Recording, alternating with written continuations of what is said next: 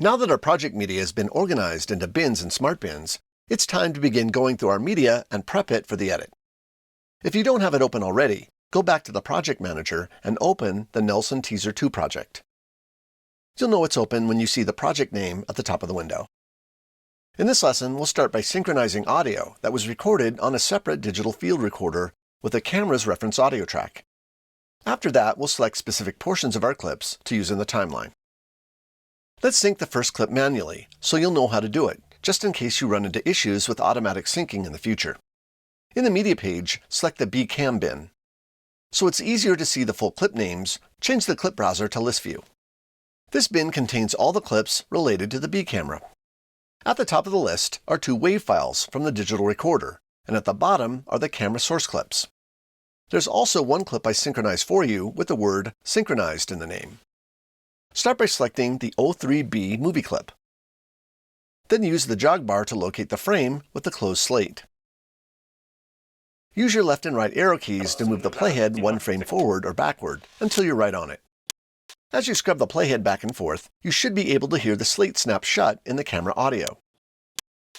To make this process more precise, go to the Viewer Options menu and choose Show Zoomed Audio Waveforms. This will display the clip's waveform at the bottom of the viewer, which can be helpful for finding the exact frame you're looking for. In this case, it's the frame with the tall spike in the waveform. Hold down the Command key on a Mac or the Control key on Windows, then select the O3B WAV file at the top of the list. In the audio panel of the media page, select the Waveform button to reveal the audio waveform. Use the jog bar and your arrow keys to locate the same waveform spike representing the closed clapper.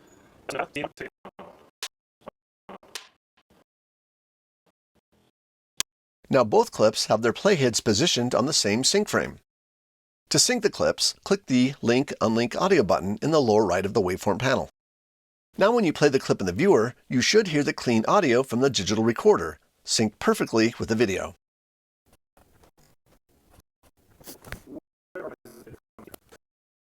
So right now I'm in a ghost town called Nelson, Nevada, population 6, which would mean it's not really a ghost town, but whatever. It's a ghost town. If you find that the sync is off slightly, just unlink the clips, choose New Sync Frames, then link again.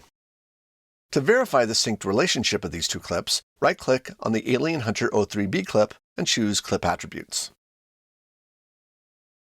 In the Audio Attributes tab, the source channel should read Linked Channel 1 and Linked Channel 2 with a format of stereo. If you ever need to switch back to the original camera audio for some reason, reveal the source channel menu and choose the embedded channels. However, we want the linked channels, so we'll leave it. Now click Cancel. As you can see, manually linking audio is super easy, but it's not the fastest method.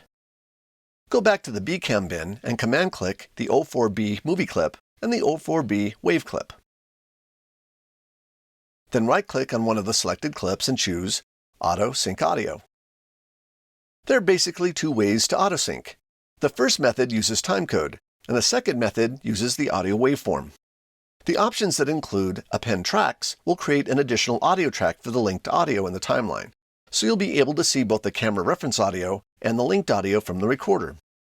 This can be helpful from time to time, but I find that appending tracks only clutters up the timeline with tracks I won't be using. Choose Auto Sync based on waveform. Resolve will analyze the file and link the two clips for you. Once again, playing back the clip will verify that the clip is in sync with the clean audio from the digital recorder. Reasons inexplicable, families on vacation would be heading to Las Vegas, and for some unknown reason, they just... While we're here in the media page, let's watch through one of our interview clips and mark the selections we like best. Locate the Alien Hunter O3B synced clip and select it to load it in the viewer. Use the jog bar and scrub until the timecode in the upper right of the viewer reads 3 minutes and 11 seconds. Press the space bar to play.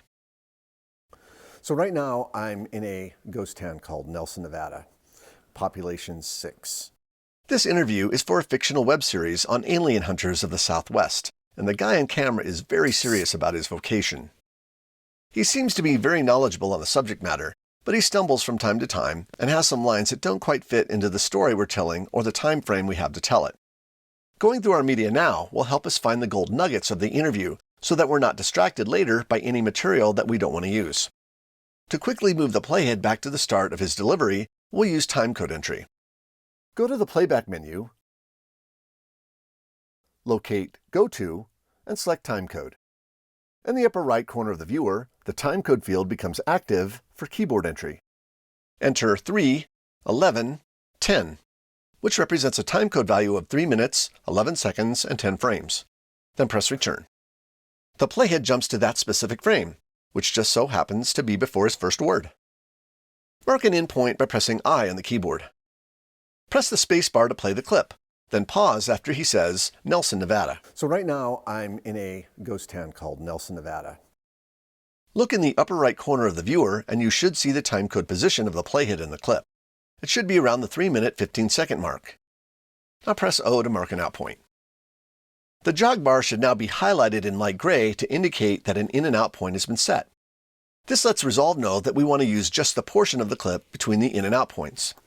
It's always a good idea to verify your selected range by playing it from the in point to the out point.